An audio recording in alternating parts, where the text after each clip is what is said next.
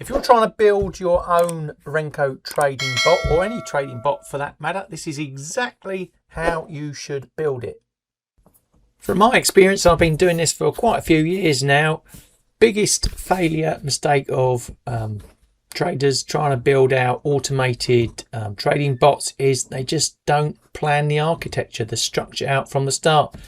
You're setting yourself up to fail. You're setting yourself up to blow your account, make mistakes, make a mess, and just, like I said, give up on automation altogether because you don't think it works. But really, the root cause is you didn't spend the time up front to get it done right, build it properly. Like anything, you need the architecture, you need the structure. Now I use Python for mine, but this same process is similar across all types of programming style and type. Also same in the world of trading. This is a very Renko specific one, but the same structure, format, architecture, planning appropriate across the board. And you can see here, I've got this example Renko Lite. It's a simple Renko strategy.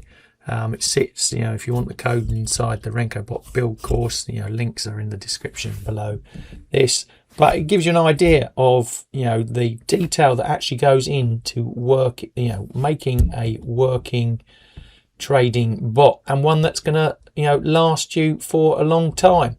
So let's get now into how you actually structure a good trading bot. I want to show you what a good Renko trading bot structure should actually look like, because most people build trading bots the wrong way round. They start with entries, exits and broker code, then they wonder why the thing becomes messy, unreliable and impossible to trust. A serious bot is not just a few lines of logic that say buy here and sell there. It needs structure. It needs layers. It needs separation between data, signal generation, testing, risk, execution, and monitoring. So in this video, I'm going to walk you through a proper Renko bot architecture based around this project I've called Renko Lite. And it's going to explain why it is built this way and show you the key folders and files that make the whole thing hang together. The core idea is simple. A proper Renko bot should be built in this order. Raw market data first, then your own Renko engine, then your own indicators and signals, then the layers above that, such as backtesting, scanning, alerts and execution. And that order matters because one of the biggest mistakes traders make is they treat the chart on the screen as the truth. I don't. For real bot development, the truth should come from your own internal market data pipeline and your own Renko builder. So that means if I'm working with futures, I want raw futures data coming in. If I'm working with stocks or ETFs, I want raw market data coming in there too. Then I build my own Renko structure on top of that. That becomes the internal truth used by the rest of the platform, and that gives me far more control, far more consistency, and a much better route into later automation. This structure works because it separates the big responsibilities properly. The user interface is one thing, the core market and strategy logic is another, the broker connection is another thing, and live risk control is another thing again. That gives you 5 major advantages. First, it's modular. You can change one area without wrecking the whole project. Second, it's testable. You can test the Renko engine or trading engine separately from the execution layer. Third, it's debuggable. If something breaks, you have a decent chance of finding where it broke. Fourth, it's scalable. You can add new engines, new markets, new filters, new broker routes. And fifth, it's automation ready. Not because automation magically appears, but because the architecture underneath it is already correct. That's a massive difference from a retail style bot build where everything is mixed together in just one file. At the top you have the app layer. This is the control panel. This is where you interact with the bot, run tests, inspect results, manage markets and strategies, look at assignments, monitor activity and eventually inspect orders, positions, portfolio state and system health. The key point is this: the app should not be the trading brain, it should be the interface. So it should take inputs, call the correct underlying logic and display outputs clearly. That's important because if all your real logic lives inside the UI, you end up with code that is harder to test, harder to reuse and harder to trust. So the app layer is where the platform becomes usable, but the real intelligence lives underneath it. This is the heart of the whole build. The core layer is where the real foundation sits. The fetch files handle market data retrieval. Renko .py builds the Renko structure itself. Indicators.py and filters.py sit on top of that. Backtest.py test strategy behavior. Scenario.py lets you define structured strategy runs. Diagnostic.py helps explain what happened and why. And persistence.py and db.py deal with saving and retrieving data cleanly. Windowing.py controls analysis ranges properly, which is very important if you want repeatable results. Then, for a fuller bot architecture, the core layer also needs internal models for positions, orders, executions, portfolio state, and account state. And that matters because a serious bot should not just fling orders at a broker and hope for the best. It should have its own internal model of what it believes is happening. That is one of the biggest differences between a toy bot and a serious platform.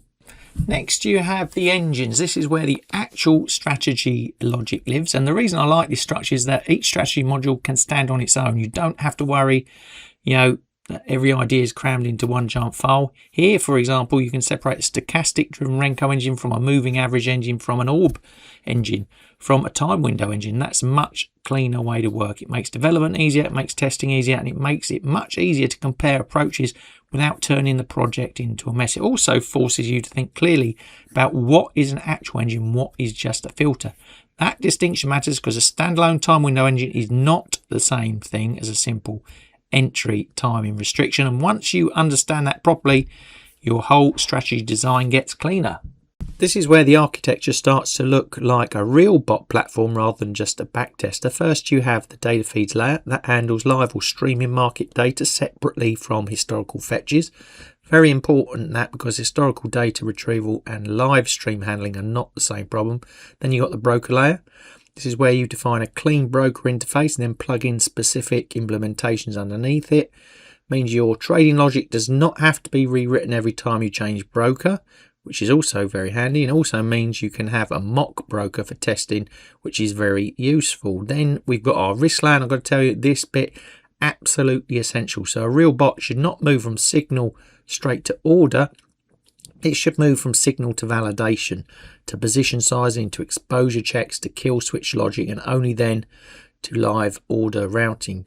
That is how you stop a trading bot from becoming a machine that loses money faster than you can manually intervene. The services layer is where the platform becomes operational. This is where scheduled work happens. This is where scanning happens. This is where daemon process run. This is where alerts, paper execution, live execution, reconciliation, restart, recovery, journaling, and audit trails all belong. So another very important distinction, the service layer is not where you invent your strategy, it's where you operationalize the strategy. So for example, scanner.py is about finding setups, demons.py is about running things on a schedule, live_executor.py is about converting valid trade intent into actual execution flow, and order_manager.py tracks the state of orders, and fill_process.py handles what happens once fills come back, and reconciliation.py make sure your internal state still matches broker reality. That is a kind of structure that gives you control when you eventually move toward real automation. So this part of the code is probably one of the least glamorous parts of the bot build, but it's also one of the most important. A serious bot has to survive problems. So what if data feeds stall, brokers disconnect, orders get rejected, processes crash? If you don't have monitoring, heartbeat logic, watchdogs, and logging, you don't really have a live bot platform. You have a liability. So this layer is about operational survival. So healthcheck.py verifies that the core services are healthy. Heartbeat.py proves the system is alive. Watchdog.py looks for stalls or failures. And proper logging gives you an audit trail of what happened. That is a very important mindset shift. A real bot is not just a strategy, it's a system that must continue behaving sensibly when conditions are not perfect. So what makes this a good Renko bot structure? First, it's built on your own Renko engine, not on borrowed chart logic. Second, it separates the strategy engines cleanly. Third, it keeps the UI separate from the core trading logic. Fourth, it introduces broker abstraction properly. Fifth, it treats live risks as its own major layer rather than an afterthought. Six, it has operational services for scanning, execution, reconciliation, and journaling. And seventh, it includes monitoring and recovery thinking, which is what separates a serious trading system from a retail experiment. That is why I like this structure. It's not clutter for the sake of clutter, it's separation for the sake of control. And in systematic trading, control matters. So the verdict's simple. If you want to build a serious Renko trading bot, do not start with entries, do not start with broker code, do not start with alerts. Start with the structure underneath it. Build the data layer properly. Build your own Renko engine properly. Separate the strategy modules properly.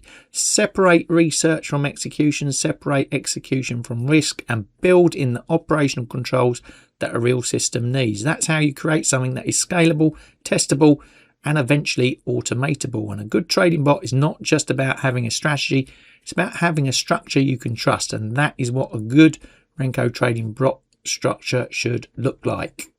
So the lesson: don't build your bot from the top down, and also spend that time up front planning out the architecture, the structure of the bot first, because it's going to save you a massive amount of time, stress, money, not blowing that trading account, not wondering why it's not working, and giving up on automation altogether. So big top tip there: spend the time up front, it'll pay dividends later. Now, if you've got interested in how to build your own Renko bot course, or you're new to trading and want to automate stuff out, got a fabulous set of courses for you. Mastering Python for trading, take you from beginner all the way through to machine learning, and also a very specific Renko Bot Build course. All the details in the description below this video. Love to see you on those courses. And if you've liked today's video, please give us the thumbs up. It all helps the channel. Don't forget to hit the notification and subscribe buttons. And all that left for me to say is thanks for watching, and I'll see you in the next video.